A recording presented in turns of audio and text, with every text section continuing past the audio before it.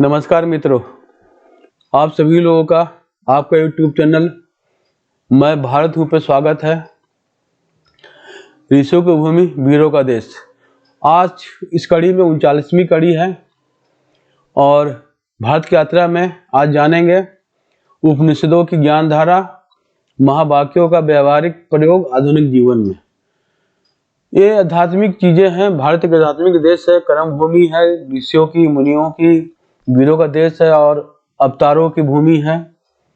सभी अवतारों ने यहाँ कर्म किए, योग भूमि बनाया भारत को और हम लोग उसी पर चल रहे हैं। आज जानेंगे उपनिषद के बारे में।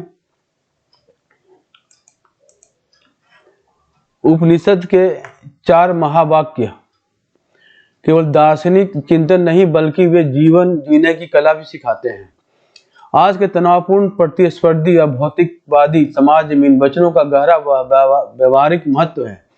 आइए देखिए कि हमें ये कैसे मार्गदर्शन कर सकते हैं।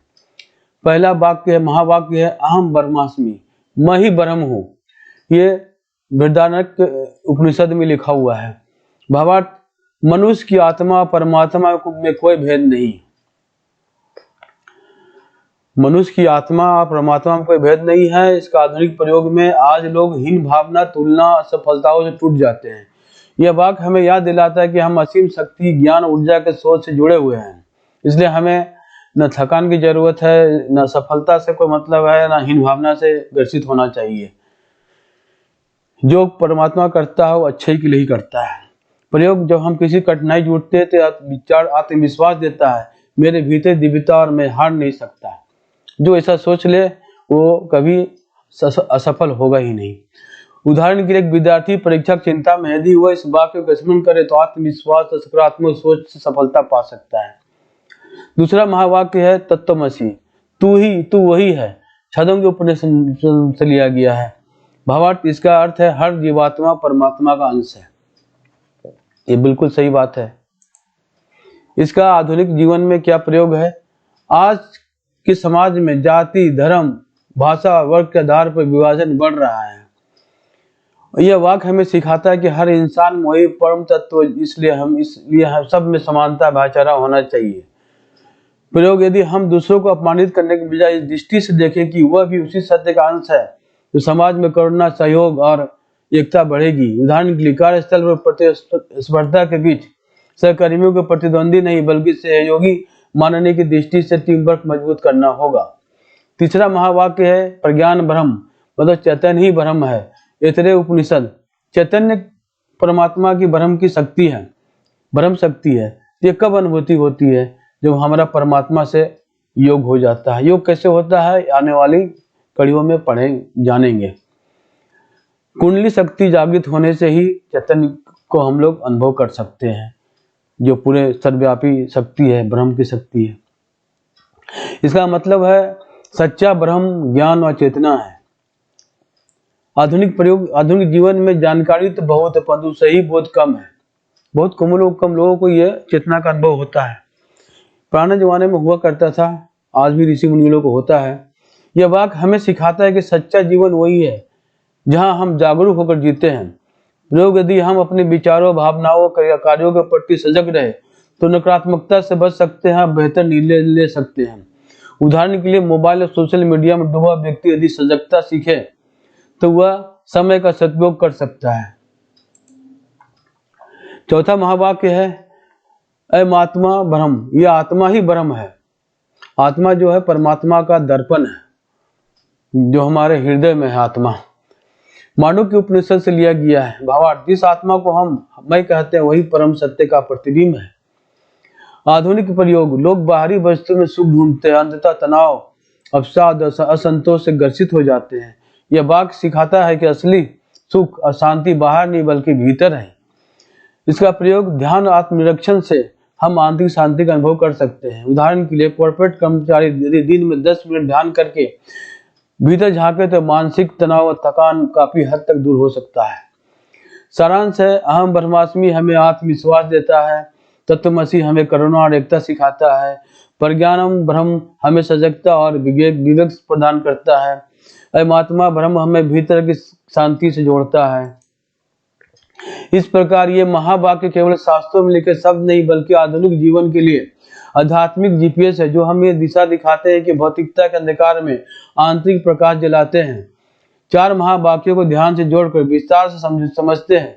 यह न केवल दार्शनिक बोध देता है बल्कि व्यवहारिक आध्यात्मिक साधना की ओर भी ले जाता है। फिर से एक बार देखते हैं उसके दूसरे अर्थ में। अहम ब्रह्मास्मि पहला महावाक्य मैं ब्रह्म हूँ बृहदारण्यक से लिया गया है। इसका अर्थ है आत्मा ब्रह्म एक ही है, मनुष्य किसी भी प्रकार से ब्रह्म से अलग नहीं है।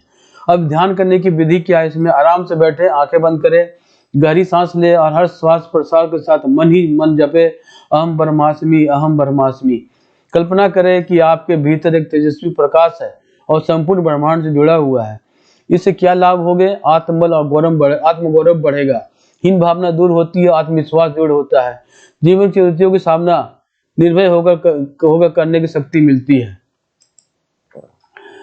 दूसरा तत्वमसि तू वही है छांदोग्य के उपनिषद से लिया गया है। इसका अर्थ है जीव व ब्रह्म का अंतर केवल अज्ञान है, मूल रूप से दोनों एक ही है। अब ध्यान करने की इसमें क्या विधि है बताई गई है। किसी पीर व्यक्ति या गुरु का स्मरण करे और मानसिक रूप से कहे तत्वमसि, भगवान के बारे में कहे, परब्रह्म के बारे में कहे, गुरु का स्मरण करे, अनुभव करे कि आपके और उनके बीच कोई भेद नहीं है, सब में एक ही दिव्य चेतना प्रभावित है। धीरे इस ध्यान को समझ प्राणियों तक फैलाएं। इसके लाभ है करुणा प्रेम का विकास होगा, अहंकार कम होता है, दूसरों के साथ जुड़ाव महसूस होता है, रिश्तों में सामंजस्य सहिष्णुता आती है। तीसरा महावाक्य प्रज्ञानम ब्रह्म, चेतना ही ब्रह्म है, ऐतरेय उपनिषद से, अर्थात शुद्ध चेतना ही परम सत्य है, ब्रह्म चेतन स्वरूप है। इसमें ध्यान की विधि है, श्वास पर ध्यान केंद्रित करें, अपने भीतर जागरूकता का अनुभव करें, हर विचार भावना ध्वनि को आते जाते देखे, उनसे तादात्म्य न करें, मन मन जपे प्रज्ञानम ब्रह्म। इसके लाभ है एकाग्रता बढ़ती है, मानसिक स्पष्टता और विवेक शक्ति विकसित होती है, ध्यान का स्तर गहरा होता है जिससे आत्मज्ञान के निकट पहुंचा जा सकता है। चौथा महावाक्य है अमात्मा ब्रह्म, यह आत्मा ही ब्रह्म है, मांडुक्य उपनिषद। अर्थ इसका है यह आत्मा ही ब्रह्म है, भीतर का आत्मान और बाहर का ब्रह्म एक ही है। इसमें ध्यान करने की विधि है, शांत स्थान में बैठे और अपनी सांस की लय सुने, हर श्वास के साथ महसूस करे मैं आत्मा हूँ, मैं ही ब्रह्म हूँ। ओम का जप करे और उसके 4 चरण जागृत, स्वप्न, सुसुप्ति, तुर्य पर ध्यान लगाए। इससे क्या लाभ है? गहरी आंतरिक शांति प्राप्त होती है, जीवन का भय, मृत्यु का भय भी धीरे धीरे समाप्त हो जाता है, आत्मा ब्रह्म की एकता का अनुभव मिलता है। ये 4 महावाक्य का निष्कर्ष यही है। इन 4 महावाक्यों पर आधारित ध्यान तकनीकें केवल आध्यात्मिक मार्गदर्शन ही नहीं देती बल्कि मानसिक स्वास्थ्य, भावनात्मक संतुलन और आत्मिक उन्नति में भी अद्भुत सहायक है।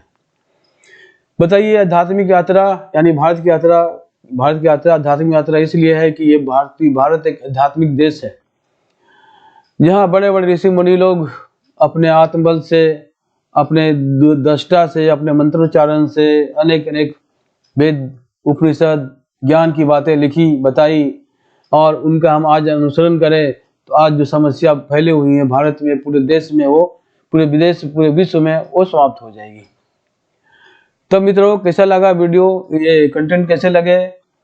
हमारे YouTube चैनल मैं भारत हूँ को सब्सक्राइब करें, लाइक करें, शेयर करें, बेल बटन प्रेस करें ताकि हमारा वीडियो अपलोड होते ही आप तक नोटिफिकेशन पहुंच जाए। चलिए मिलते हैं अगले वीडियो में, तब तक के लिए यात्रा जारी रखिए, इसे सुनिए, बार बार सुनिए, अद्भुत लगेगा, आनंद में मजा आएगा, आनंद आएगा यात्रा में, सुनने में, समझने में। तब मिलते हैं मित्रों अगले वीडियो में, तब तक के लिए नमस्कार।